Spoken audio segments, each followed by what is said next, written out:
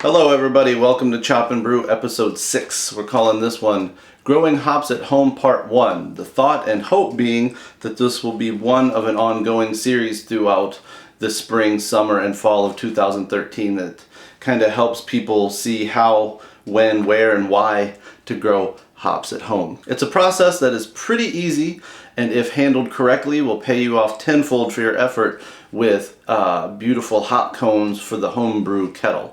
How it's going to lay out in this episode, I'm going to very quickly show you how I planted new rhizomes this year in containers for the 2013 season. Then we're going to my buddy Ted's house where he has very well established plants that he's doing all sorts of prep work for the upcoming season. You're going to see him plant new rhizomes, starter plants, you're going to see him chop up this giant root ball, stringing lines, and also doing some basic trimming and fertilizer.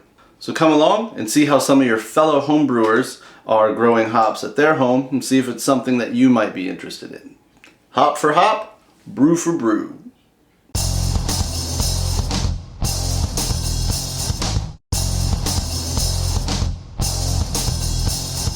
I have a script here to help me out because there's a lot of information kind of in this episode.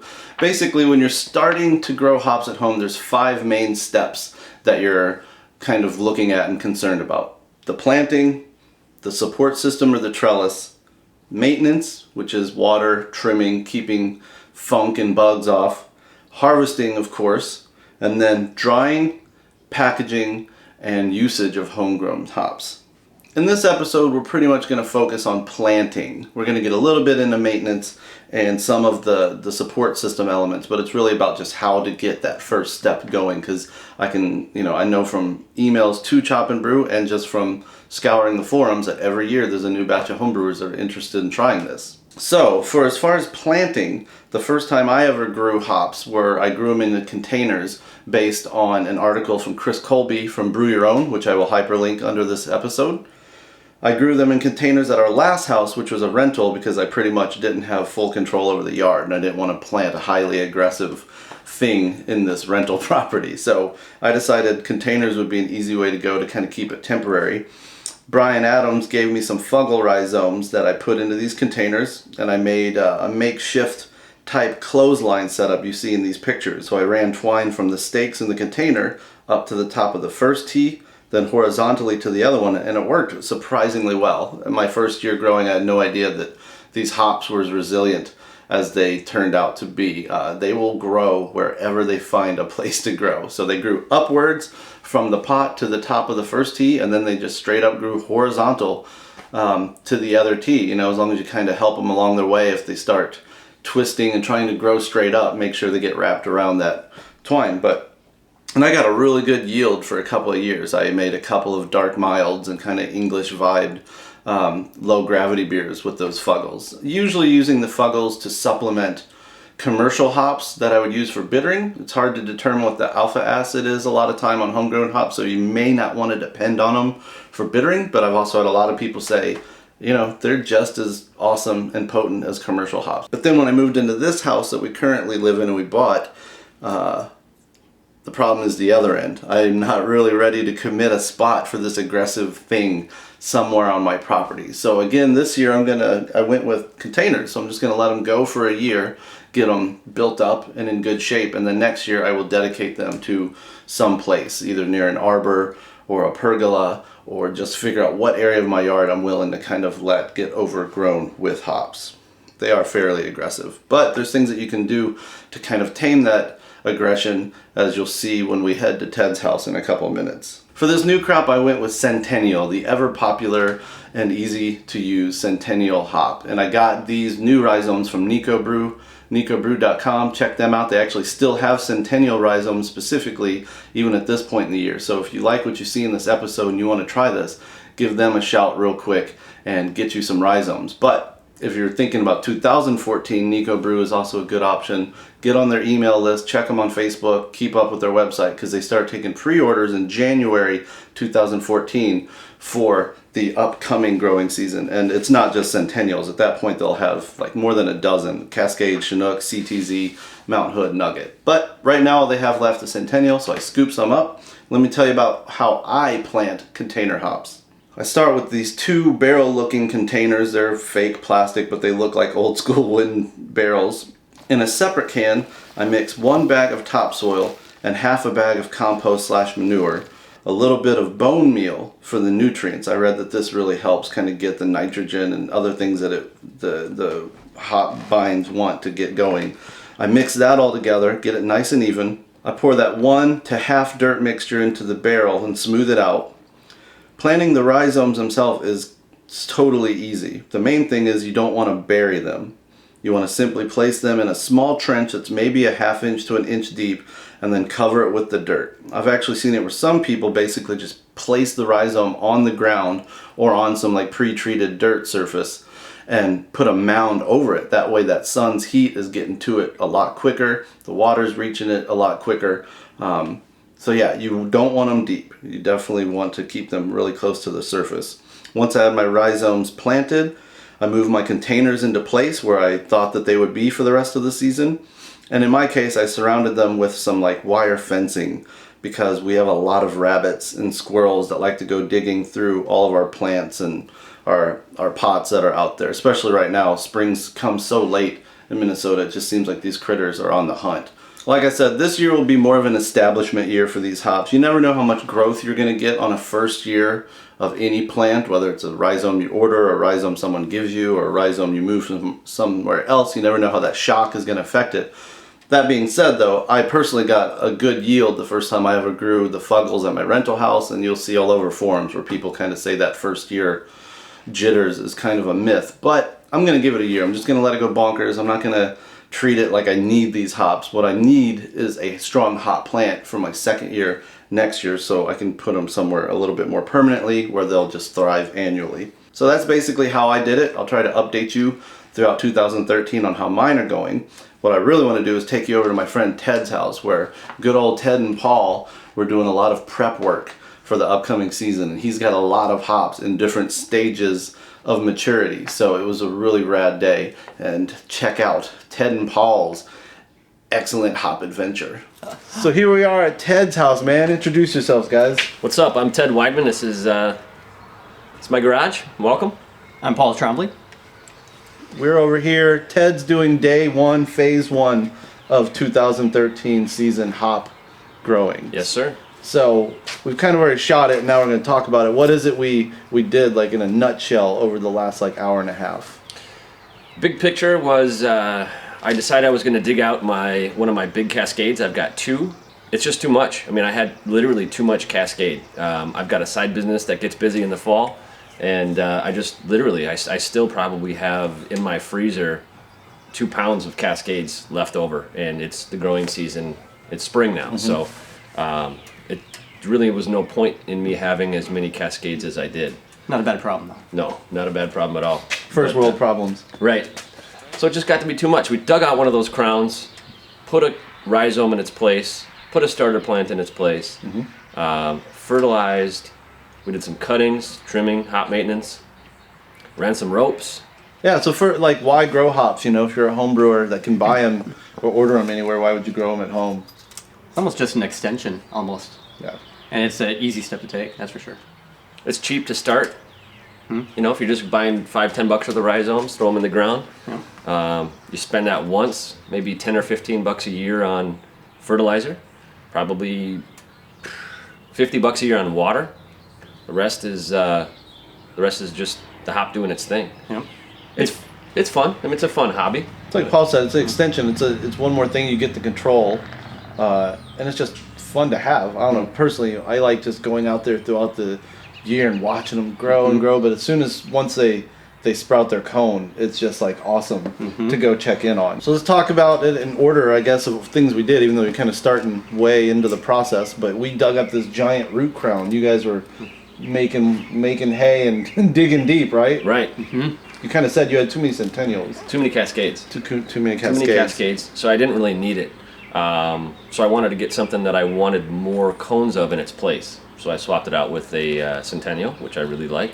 We dug around the box. The box is there basically just to limit the spread of those rhizomes. An attempt to contain. Makes harvesting them easier, which is nice because, you know, they're in this little small 4 4 square foot area. Makes harvesting those easier, maintenance. It also contains the water. I will overwater them, and the walls of that thing kind of force the water down into the roots, but dug it up. One of the guys in Minnesota is getting married, and congratulations. And his wife wanted hop cones and hop flowers in her bridal arrangement. They actually have a pergola going in, a 4-post pergola, and they're going to be growing it up to some wires and running that, but basically just bury it. You know, dig a big hole, leave the new vines sticking out the top. Paul here has a pergola too. We're gonna make a visit at some point here over the growing season and it's pretty epic. We'll flash a picture right now just to tease you. Tell us what you got on the pergola, just so these people know for the future. Currently in the ground this year I have 8 varieties, and I'll be adding a 9th. So we'll be heading over there at some point. So you dug up the crown. Yep. Awesome. Now there's a giant hole. You put the box back in. Tell me about what went in and why. Yep, we countersunk the box, got it back to its original depth. It's probably just dimensions if you're looking to do this yourself. I went to the Home Depot. I got some untreated fence posts for like a privacy fence or a 6-foot tall fence. They were like $1.90 a piece. 2x2s in the corners, cut them down to 2 foot by 2 foot by 18-inch tall boxes, no ground, no floor on it. Countersunk that. Again, that's just to control the growth, so that's the box that I built. I went untreated, so I didn't have all those chemicals and stuff leaching into my soil and my plants. 3 years ago, when I decided I was going to grow hops, and just to see if it was something I liked to do, I got a couple of rhizomes, probably this size, planted in the ground, like you either just saw or are about to see in a few minutes. And 3 years later, it got a little bigger. But each one of these will produce vines that'll go up and flowers that will want to put in beer someday. It's amazing. Countersunk the box. I used a bag of just topsoil, just regular off-the-shelf topsoil, a bag of natural compost manure, and I kind of mixed that in with the existing soil so that it's getting nutrients, it's getting fresh soil, but it also knows the pH and all that botany nerd stuff about what's in the ground right now. So it knows what to expect once it gets down to the untreated, Real earth. Down in real earth. And then you had a plant, right, that you'd already started. Yeah, this which I'd never heard of, and I think I might have to start doing from this year on. Because, you know, for a case in point, it is Cinco de Mayo. It's May 5th. There are not even leaves on trees here in Minnesota. It's barely, I mean, it snowed in parts of this state 8 inches, 10 inches last week. So people are doing a lot of workarounds, and you did your potted plant. Yep, I started them in little pots. 3 or 4 weeks ago, when it actually was nice enough out, I got out there and I just figured I would go check them out. You know, it's springtime. I'm excited. It's nice out. I want to get outside and check my plants. And I had some plants already breaking ground, and so I dug around them, harvested some rhizomes, put them in a pot, buried them an inch deep, and then just stuck them in a south-facing window and kept the water on them every 2 days. And literally, they were above ground in 2 or 3 days. They were ready to go. And then I just, basically take that, dig a hole, take that pot, gently, carefully turn it over, and then just buried it. It's ready to go. One thing I do when I pot these, because this is the second or third time I've started them, is I'll compress the dirt in the pot a little bit more than I would in the ground, just to make sure that it stays together. When I flip it over, it just doesn't all fall apart. Because I think that's how I killed, the very first year I planted them, I killed one. And that's just because it just fell apart in my hand. Okay. And they are resilient though too, but That's a great tip, actually. snapping. You want to make it kind of like an ice cube, a dirt cube. Then next to your starter plant, you did what most people, if they aren't hop growers at all, are gonna want to have seen, is just the simple planting of a rhizome. Right. It's just a chunk of root that you're going to get from a grower or somebody, like myself, who doesn't need them. Or Nico Brew. Or Nico Brew. Pre-order them in the spring, so the harvesters and the growers know how many to send out, but it's just a chunk of root. Usually it's going to come with a Ziploc or a paper towel just to get some moisture in there so the hop is viable. There's a couple ways to do it. I chose to bury that rhizome probably an inch, half an inch. It's all really you need under the ground. Loosely pack soil over it. Other people have taken the rhizome, left it on top of the ground, sprinkled some dirt over it, and that's it. And be sure the rhizome is horizontal, and the eyes are the new growth. It's pointing up, of course. Then you guys did the wild project, man. That was awesome to see. You did your strings. Yeah. You stringed your lines, man. That was a pretty smart idea. I changed it up this year Yeah. because I was able to get a big ball of twine rather than these shorter 25-foot sections of rope. Mm-hmm. It was a lot cheaper to go with just regular baling twine. And usually I was running one up, tying it, running one up, tying it, running one up, tying it. And I just decided this year, they go a long section of rope, up, down, up, down, up, down. I mean, it's going that way anyway. Mm-hmm. And it went a lot faster. Well, probably because we had two guys. Yeah. You have these little what are those called? Eye screws? Eye bolts. Eye bolts in the box. Mm-hmm. That is essentially the ground of the wire, and then you've got eye bolts up top. And you'll see later this year, maybe we'll put some pictures up in this episode super quick, but like they grow to the top and they get bushy as hell. Yeah. I mean, your house gets blocked, right? Yeah. Yeah. One of the things I found, the second year, once the hops were pretty established and filling out, is that throughout the summer, it shades my south-facing windows extremely well. Mm-hmm. And it kept my house probably 7 to 10 degrees cooler throughout the summer, which means I had to run my air conditioning less because those hops were shading the whole south side of my house. Yeah. And in the summertime, I mean, I would go out in the morning, I would mark where the hop, the hop was growth, stop.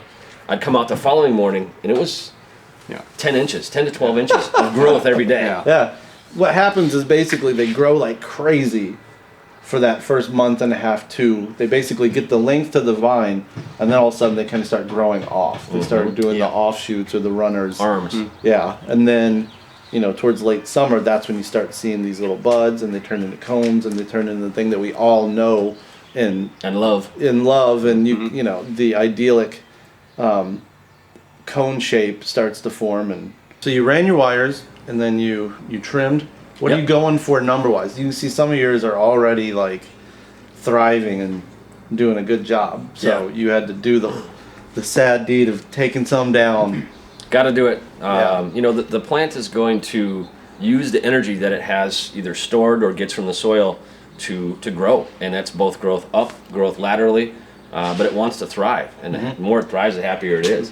And so in the springtime, I go out there and I harvest the rhizomes so that I can force the plant essentially to use its energy to go up. And I've got 4 ropes per plant.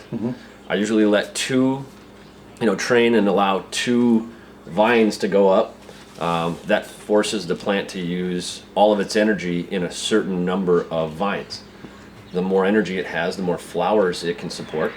And that's what I'm looking for. That's what we're all looking for, is that the flowering. So I had 2 extra rhizomes for spots, growing spots, and figuring kind of like my normal style, what the hell, let's give it a shot. I buried 2 out here by the fence. This one out here is going to be a 4th year. This is its 4th growing season, Chinook. And I figured let's throw them in the ground, see what happens. And this Chinook is a monster. It fully envelops the fence. If middle of the season, June, it's growing up the trees, it produces a lot. It's really happy. My first year I used just regular kite string, and it worked. I mean, I was like, well, I wasn't any the wiser, And next couple years I used really heavy duty hemp rope. It was expensive, and this year I just used baling twine. Okay. And the hops like that fibrous rope much more than if you ran, let's say, wire. Wire is obviously stronger, but there's nothing there for the little Velcro. Almost the vines feel like Velcro to grab into, and they really like that fibrous surface and rope to grow up. By the way, there's people working on a house next door to us, so that's why you keep hearing like power saws and drilling. That's not Ted's wife. No. After trimming, you went ahead and just kind of dosed the pre-existing little squares with some fertilizer, right? Just to kind of give them a fresh burst for 2013. Yep. I'll mix some potting soil, some topsoil rather, and some just natural compost in there. They love those nitrates, and they obviously deplete what's there throughout the year as they use that to grow. Yeah. And so I replace some of those nitrates with regular compost in the spring, every spring, and then probably once or twice throughout the summer I'll go out there with a couple handfuls Okay. and just add to it. Yeah. And then I also use a natural fertilizer called Bloom, which is just, we'll grab it real quick. This is the stuff I use, just a natural fertilizer. This lasted me my first 3 seasons. Called Bio Bloom, and it's just suitable for organic production. So it's basically just, I'm a Bio Bloom spokesman. Boom! But it works well, and it's You organic. dose that a couple times in the summer just to so it doesn't starve. Once a month maybe. Okay. Is really all it needs, and I throughout the summer. One thing that's important is just to keep them really watered. I mean, they'll go through a lot of water in the middle of the season. That's the main thing. If you do not get rain naturally in your climate, you definitely have to water them daily. Yep. I don't know if there's a set amount, a gallon, 3 gallons, but look around maybe somewhere else, and we'll touch on it on another hop part 2 episode later this summer. But God, you gotta water them. They're beasts on the juice. Mm-hmm. We'll get on it, but definitely we're talking about training. Once they're X amount tall, they have to kind of be helped around their support line, right? They need to be trained clockwise. It helps to get them started. Yeah. You can already see the twist Yeah. that they get when they start coming up, and you just kind of help them along and get them started. And as long as it's not overly windy and you can wrap them enough, they'll take off. Usually in the springtime, once they're tall enough to find the ropes, I'll wrap them or just lay them against the rope, and they'll find their way up. There's a lot of help on forums. Yeah, there's a lot. If people, in the summertime, there's usually a name my problem kind of thread on forums, and you can take a picture of your problem, post it up. A lot of people are really happy to help, willing to help. If you got questions too, man, post them up on Facebook, post them up on Chop Brew. I watch both of those pretty closely. I'll be happy to answer questions and take stuff directly, because inevitably there's no way we can cover all the topics people want to know about. Take pictures, post up our pictures. That's true. Post up your pictures. What's your handle on Homebrew Talk? Gridlocked. Gridlocked. And I'm Paulosaurus on Homebrew Talk. So hit us up, send us email. Paulosaurus.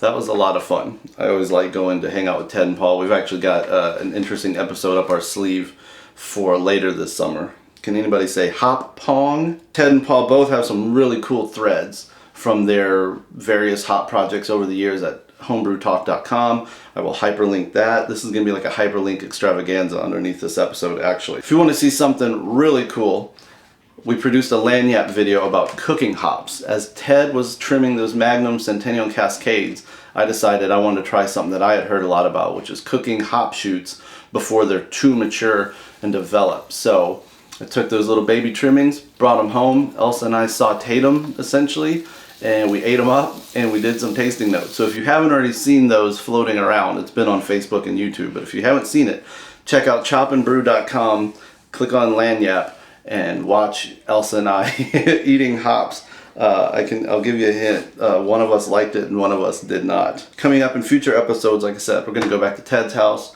Hope to go to Paul's house. He's got that awesome pergola. Brian Adams has hops. Dono has hops. Most people I know in the Twin Cities that are homebrewers have at least given it a whirl, whether or not they wanted them for decoration or whether they really thought they'd functionally brew with them. It's because it's just that easy. I hope this episode inspires you to do the same. It's not too late. Like I said, nicobrew.com. You can still get some Centennials. Throw a couple in and see what happens. If nothing else, just to experiment and see how it goes and grows. And then next year you can take it a little more seriously or go all out and treat them the best you can and hope to get some for this fall. nicobrew.com. Also, while I was at Northern Brewer, not to be like plug central here, but when I was at Northern Brewer, I'm proud to have produced an instructional DVD called Homebrewing 311. That's right, 311. Guess who named that? Homebrewing 311, growing hops at home. It's a nice 10, 12 minute instructional DVD, and it goes all through these bullet point steps real quick. Planting, trellis, harvesting, maintenance, how to use them. It's a really good resource. So I would check that out, honestly. And if you go to Nico Brew and get rhizomes, or if you go to Northern Brewer and get that DVD, please list in the comment section that Chop and Brew sent you.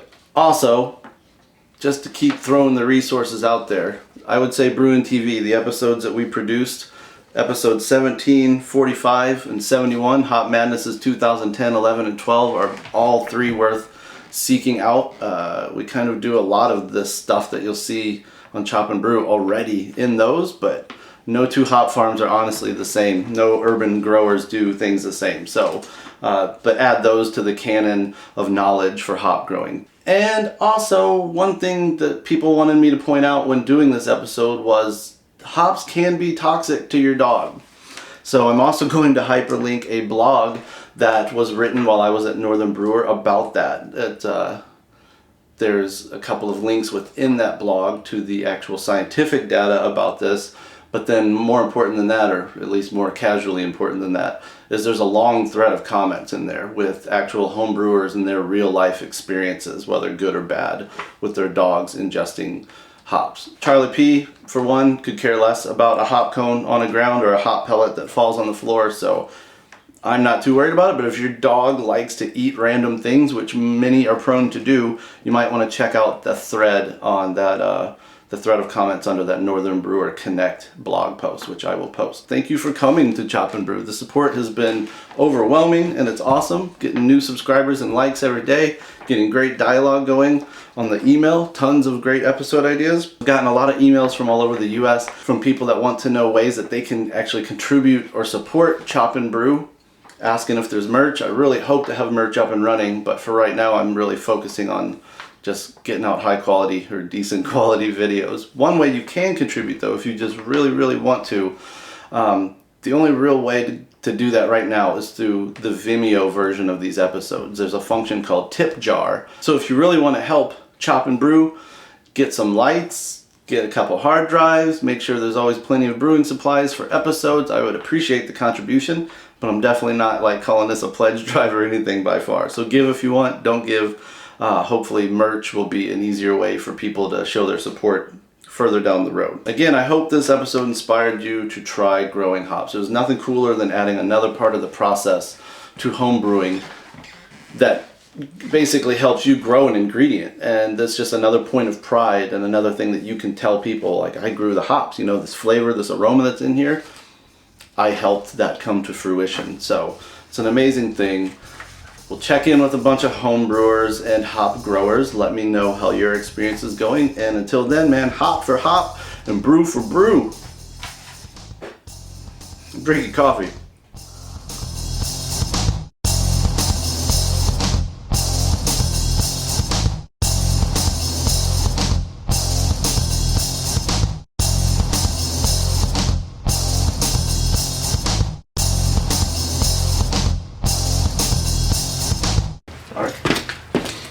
Boom. Here we are. Hop.